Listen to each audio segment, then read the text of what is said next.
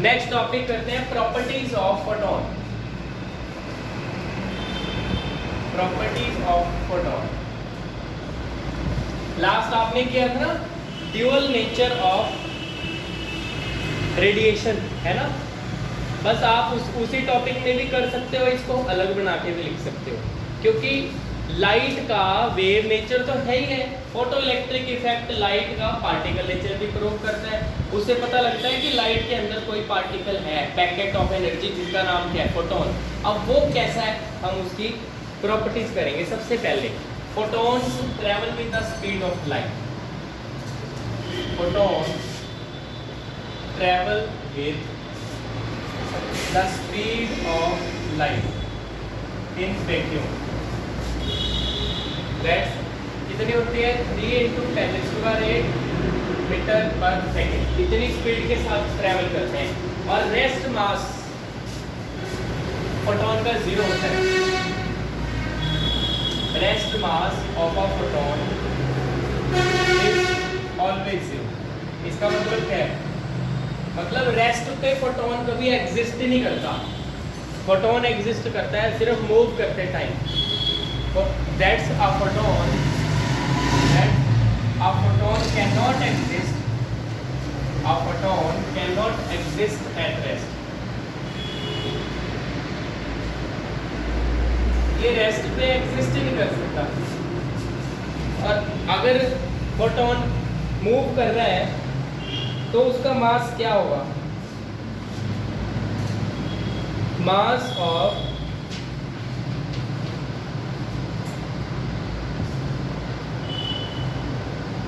वो, चलो वो 1 मिनट ये रहने दो आप।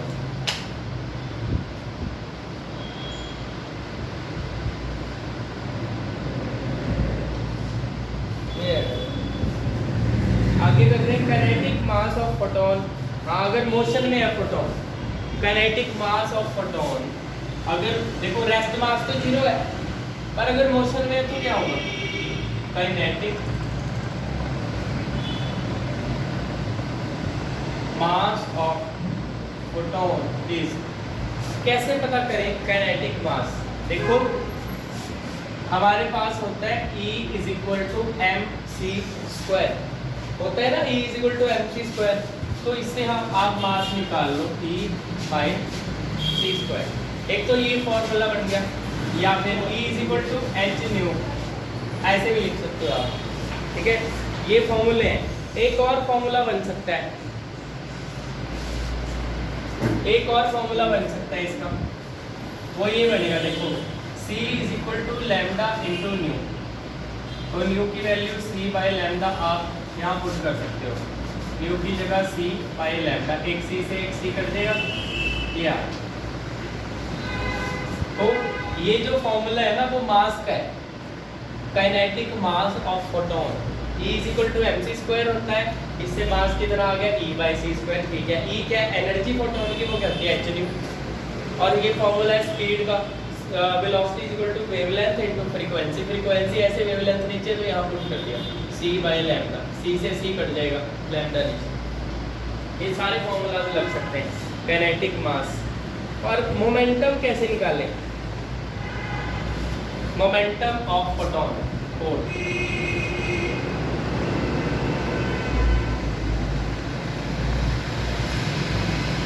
देखो मोमेंटम क्या होता है, मास इनटू वेलोसिटी।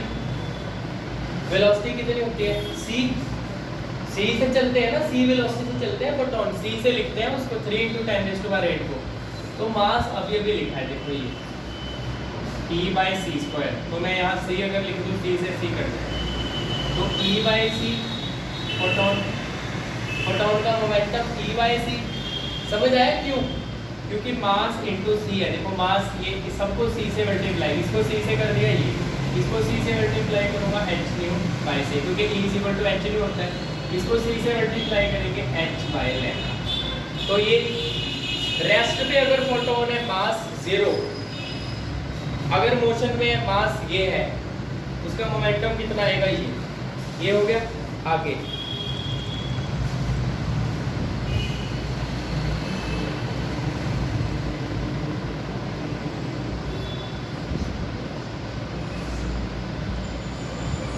बाकी लाइट की प्रॉपर्टीज आप लिख सकते हो।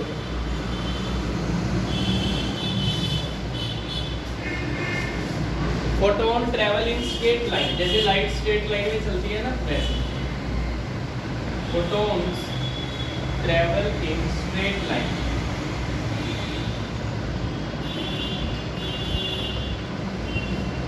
और photons can be reflected, refracted, diffracted, just like light। ये लाइट का ही तो पार्टिकल है। they can be reflected, refracted, they can be reflected, refracted and diffracted और डायफ्रैक्ट।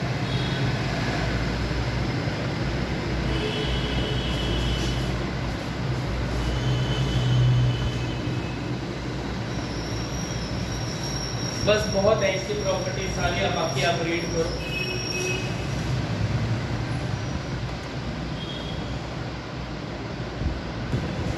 नेक्स्ट टॉपिक करते हैं वेव नेचर ऑफ मैटर। देखो हमने प्रूव कर लिया जो रेडिएशन है उसमें वेव नेचर तो चलो होता है, या उसका पार्टिकल नेचर भी फोटो इलेक्ट्रिक इफेक्ट से प्रूव हो गया, ड्यूअल नेचर प्रूव हो गया। मतलब रेडिएशन का चैप्टर का नाम है dual nature of radiation and matter. Matter का रहेगा। अब कोई पार्टिकल है, डी ब्रोगली के अकॉर्डिंग, डी ब्रोगली बोलता है कि अगर कोई पार्टिकल है उसका पार्टिकल नेचर तो है, उसका वेव नेचर भी होगा। जब वो पार्टिकल चलता है ना उसके पीछे एक वेव बनती है, मूविंग पार्टिकल के पीछे, जब रेस्ट पे है तब नहीं, जब मोशन में है तब। तो मूविंग पार्टिकल के पीछे जो वेव बनती है उसको बोलते हैं डी ब्रोगली वेव या मैटर वेव। और वो उसने कैसे सोचा, कैसे बोला कि पार्टिकल का भी वेव नेचर है। देखो यूनिवर्स में ना सिमेट्री है, कुदरत में बैलेंस बना रहे। अगर रेडिएशन का ड्यूअल नेचर है, मतलब रेडिएशन खुद एक वेव है, पार्टिकल की तरह बिहेव करती है, उसके अंदर पार्टिकल है फोटोन। ऐसे ही अगर पार्टिकल खुद पार्टिकल है, वेव की तरह बिहेव करेगा बैलेंस बने रहने के लिए, क्योंकि नेचर लव्स सिमेट्री। ये एक रूल है नेचर का, नेचर लव्स सिमेट्री। सिमेट्री रहती है कुदरत में, बैलेंस रहता है। और दूसरा पॉइंट है कि पूरे यूनिवर्स में दो चीज़ें हमें दिखती हैं, या तो आपको मैटर नजर आएगा, मैटर, या फिर हमें एनर्जी नजर आएगी, मतलब रेडिएशन। तो universe is made up of two things, matter and radiation. दो ही चीज़ें, दोनों आपस में सिमेट्रिक है। अगर उसका ड्यूअल नेचर है तो उसका भी ड्यूअल नेचर, समझ गए। तो ये आप लिखो, Louis de Broglie, Louis de Broglie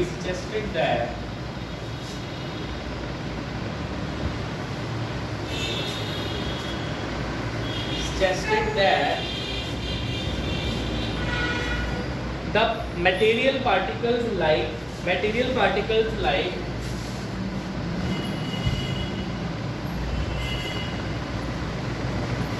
electron, proton, neutron,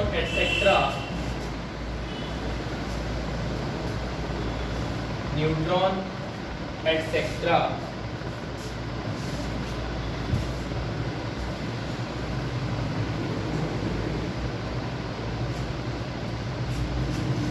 have also dual nature, have also dual nature,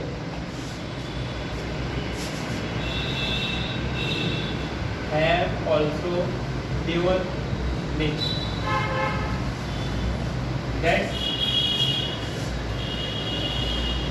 That particles can behave like wave as well as particle. इनका जो पार्टिकल है ना, इनका ड्यूअल नेचर है। His suggestion was based on assumption that his suggestion was based on the assumption that universe is made of particles and radiation. First, पहली assumption, universe is made of particles and radiation. देखो de Broglie कहता है कि जो particle है ना, material particle, उनका dual nature होगा। किस बेस पे? पहली assumption ये, यूनिवर्स में दो चीजें हैं, या तो पार्टिकल है या वेव है। आप चेक कर लो, चेक कर सकते हो, जो चीज दिख रही है, जिसको टच कर सकते हैं, वो पार्टिकल से बनी है, बाकी जिसमें हम देख सकते हैं रोशनी है वो रेडिएशन। समझ गए? दूसरा पॉइंट है, nature loves symmetry. Nature loves symmetry.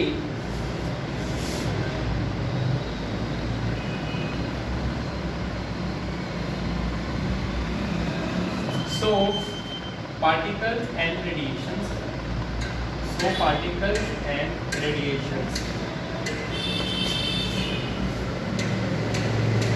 must be symmetric. Particles और रेडिएशन तो सिमेट्रिक होनी चाहिए। अगर रेडिएशन का ड्यूअल नेचर है तो पार्टिकल का भी ड्यूअल नेचर है, तो इस तरह ये ड्यूअल नेचर प्रूव करता है।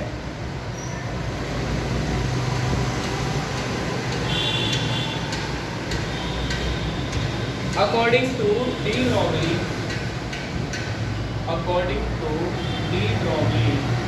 moving particle can be associated with a wave. A moving particle can be associated with a wave. Can be associated with a wave.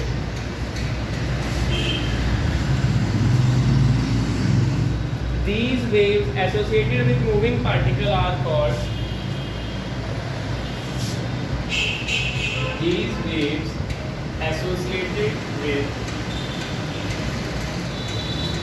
moving particles are called. Moving particles are called de Broglie waves. De Broglie waves और matter waves.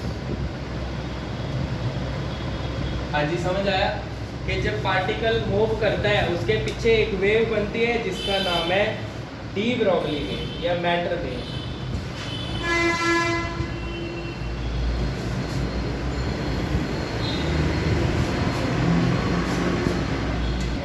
Next topic करते हैं D Broglie wavelength. देखो de Broglie कहता है कि अगर कोई particle move करता है, मोशन में होता है, उसके पीछे एक वेव बनती है जिसका नाम है डी ब्रोगली वेव या फिर मैटर वेव, पर उसकी वेव लेंथ कितनी होगी वो हम पता कर सकते हैं। देखो सबसे पहले पता करेंगे फोटोन की।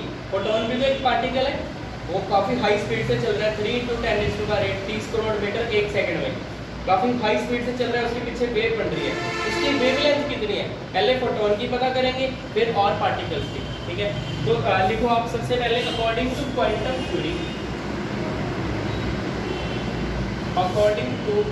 Theory, energy of photon is E = h/nu। Equation number 1। According to Einstein's mass energy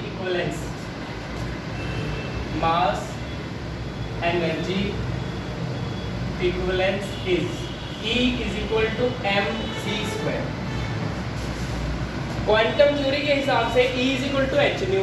Einstein कहता है एनर्जी और मास आपस में ऐसे लिंक्ड है, E = mc²। एनर्जी और मास को आपस में कन्वर्ट किया जा सकता है, मास को जला के एनर्जी बना सकते हैं। छोटा सा एक बीज है ना, एनर्जी है उसके अंदर, हम इतना न्यूट्रिएंट प्रोवाइड करते हैं, एनर्जी लेके वो कितना बड़ा मैटर बन जाता है, पेड़ बन जाता है। समझ गए ना, एनर्जी और मास आपस में इंटर कन्वर्टेबल है। ठीक है, फ्रॉम 1 and 2 h/nu = mc²। हमें वेवलेंथ पता करनी है, लैम्डा। ठीक है जी, करें आगे। अब यहाँ पे हमें लैम्डा कंसीडर करना है, वो यहाँ से आएगा। देखो हमें पता है C = लैम्डा × न्यू होता है। न्यू कितना आएगा? C/, ये रिलेशन यूज करेंगे हम। Velocity = wavelength × frequency. फ्रीक्वेंसी के लिए ये वेवलेंथ नीचे, तो ये देखो h मैंने न्यू की जगह लिख दिया c बाय लैम्डा, एक c के साथ एक c कैंसिल, तो आपके पास आ गया h by lambda equal to mc, cross multiply करके लैम्डा निकाल लो, h bye mc।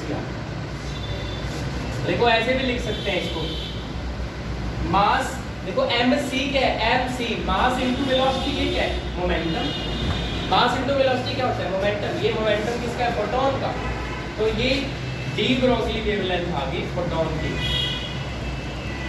D Broglie wavelength of photon.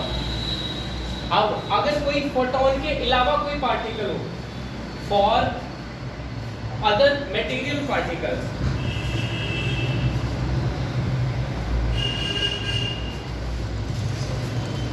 if instead of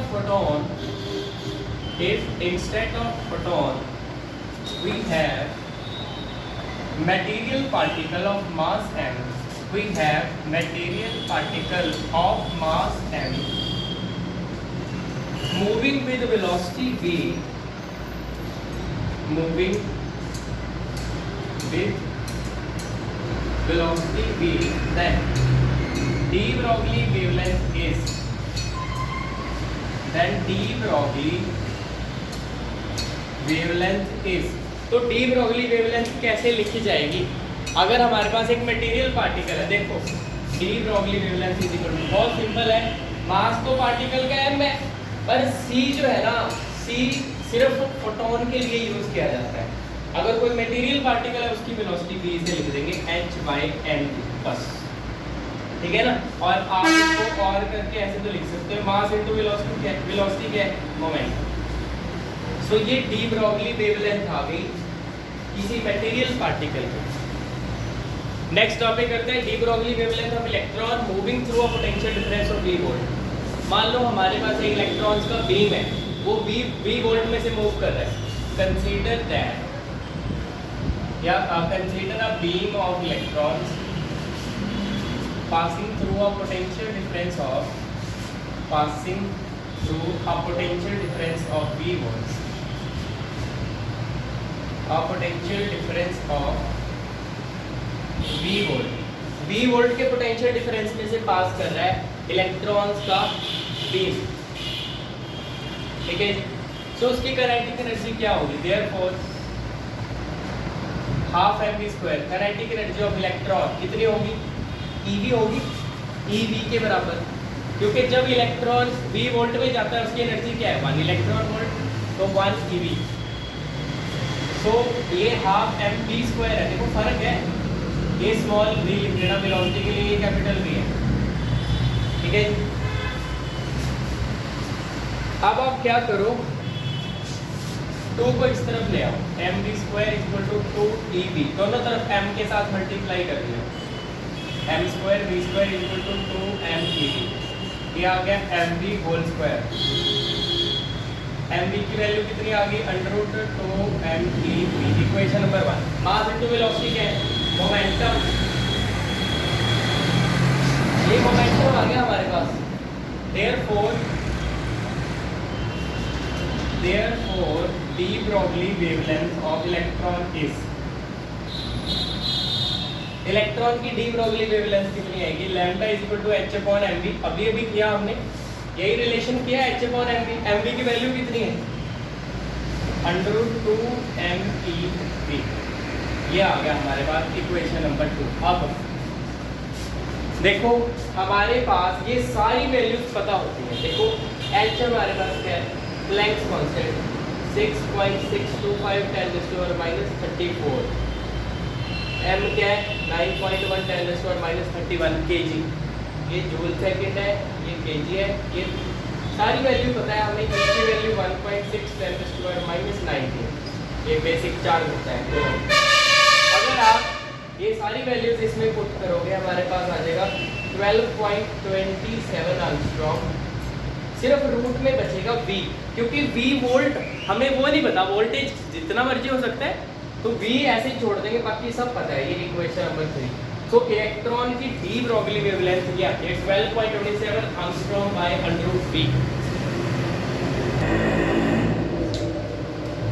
next topic करते हैं Heisenberg's uncertainty principle. according to Heisenberg, according to this principle, it is impossible.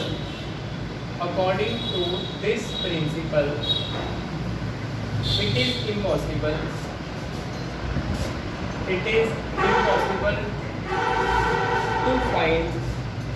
It is impossible to find simultaneously. Find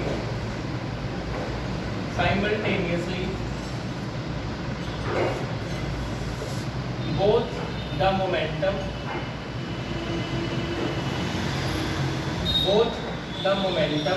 and position of simultaneously both the position and momentum of moving particle accurate.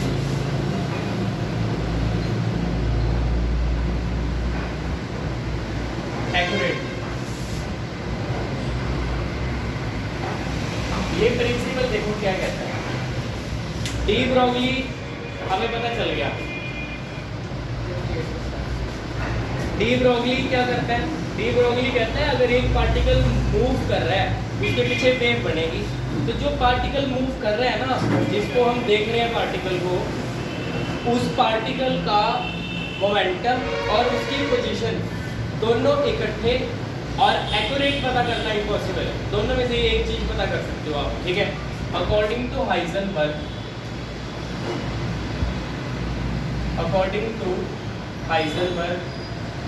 Product of, देखो ये Heisenberg ये बताता है delta x into delta p is equal to h cut.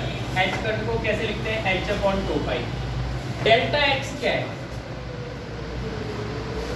Delta x वैसे इसको बोलते हैं uncertainty in position, और डेल्टा पी हमारे पास है अनसर्टेनिटी इन मोमेंटम। अब समझो मेरी बात, ये जो अनसर्टेन, जिसका नहीं पता, अनसर्टेन एरर, ये एरर है एक्चुअली, है ही एरर है। ये error in position, error in momentum, समझ गए ना। सो अगर मैं पहला केस, अगर मेरे पास है delta x is equal to 0, मतलब डेल्टा एक्स पोजीशन में एरर 0 है, मतलब पोजीशन एक्यूरेटली पता है, इसका मतलब है that's position is non accurately, that's position is non accurately. अगर हमें पोजीशन एक्यूरेटली पता है, पोजीशन में कोई एरर नहीं है, सो इस फ्रॉम 1, इस इक्वेशन से, फ्रॉम इक्वेशन 1 डेल्टा पी कितना आएगा? मैं ऐसे लिख सकता हूँ h/2 पाई डेल्टा एक्स। मैं डेल्टा एक्स को नीचे लेके लिख सकते हैं, पर डेल्टा एक्स क्या है? 0, समथिंग बाय 0, मतलब error in measurement of momentum is infinite. बहुत बड़ा एरर है मोमेंटम में, मतलब मोमेंटम तो पता कर ही नहीं सकते, therefore momentum can not be measured, momentum can not be measured. Momentum हम नहीं पता कर सकते, तो मतलब एक चीज पता है अगर पोजीशन, तो मोमेंटम नहीं पता कर सकते हम। सेकंड करते हैं कि अगर हमारे पास डेल्टा पी 0 है, मतलब मोमेंटम की मेजरमेंट में एरर कुछ भी नहीं है, मोमेंटम में error 0 means momentum is non accurate. अगर हमें मोमेंटम बिल्कुल एक्यूरेटली पता है, तो फ्रॉम इक्वेशन 1 क्या मैं डेल्टा एक्स को ऐसे लिख सकता हूँ? अब की बार डेल्टा एक्स यहाँ रखिए, डेल्टा पी नीचे, पर डेल्टा पी तो 0 है, something bye 0, something bye 0 infinity. तो इसका मतलब जो पोजीशन है उसमें एरर है infinite, therefore position can not be measured. तो यही तो हाइजेनबर्ग बताता है, अगर पोजीशन पता है, मोमेंटम नहीं पता कर सकते बिल्कुल भी, मोमेंटम पता है, पोजीशन नहीं पता कर सकते। समझ गए? ये हाइजेनबर्ग अनसर्टेनिटी प्रिंसिपल है।